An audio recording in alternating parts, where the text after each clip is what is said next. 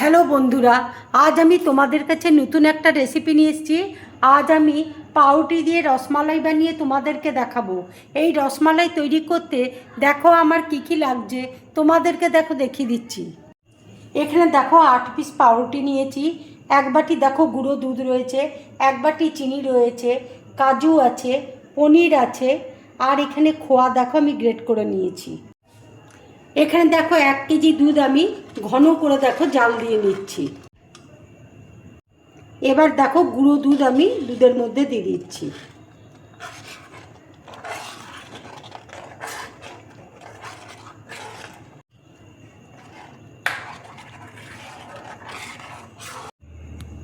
মিক্সির মধ্যে দেখো কাজু দিয়ে দিচ্ছি, পনির দেখো দিয়ে দিচ্ছি, চিনি দেখো দিয়ে দিচ্ছি। এটা আমি দুবারে দেখো বেটে নেব।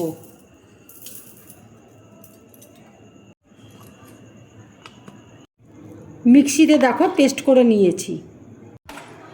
কিছুটা দুধ দেখো আমি বাটির মধ্যে তুলে নিচ্ছি। এবার দেখো দুধের মধ্যে আমি খোয়া দেখো দিয়ে দিচ্ছি।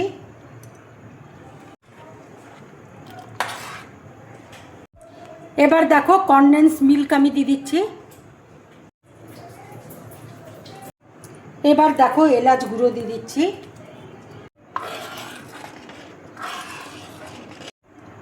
এবার আমি গ্যাসটা দেখো অফ করে দিচ্ছি। এবার দেখো পাউরুটির কালো অংশটা আমি কেটে বাদ দিয়ে দিচ্ছি।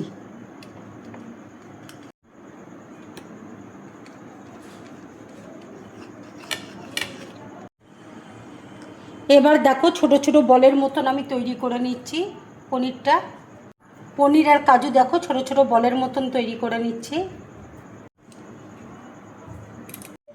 এবার দেখো পাউরুটিটা আমি দুধের মধ্যে ডুবিয়ে নিচ্ছি। এবার হাতে করে দেখো আমি চেপে নিচ্ছি। এবার দেখো বলগুলো এর মধ্যে দিয়ে দিচ্ছি।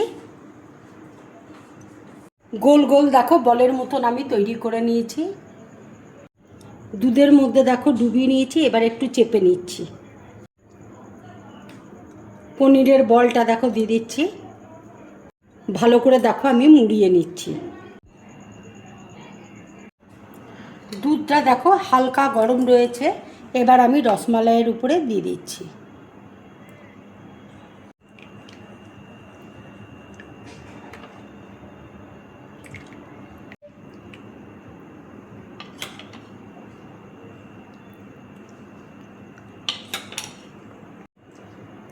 উপর দিয়ে দেখো আমি পেস্তা দেখো দিয়ে দিচ্ছি।